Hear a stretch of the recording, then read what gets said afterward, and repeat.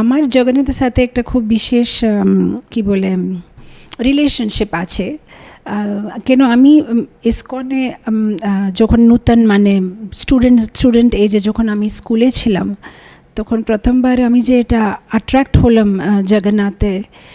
জগন্নাথের লীলাগুলো মানে শুনে খুব অ্যাট্রাক্ট হয়েছিলাম। আমার যে শিক্ষা গুরু, ওনার নাম হেজ গ্রেস আত্মতত্ত্ব প্রভু, উনি মায়াপুরে গুরুকুলে উনি পড়াতেন। তো যখন উনি হায়দ্রাবাদে আসতেন তখন আমাদের বাড়িতে থাকতেন। তখন আমি ছিলাম হতে পারে ক্লাস 7 কিংবা 8। আর প্রভু আর মাতাজি ওনাদের বাচ্চা নেই, ওনারা জগন্নাথকে মানে একটা ছোটো ডাব্বা ভিতরে ক্যারি করে যেখানে যেতেন সেখানে নিয়ে যেতেন।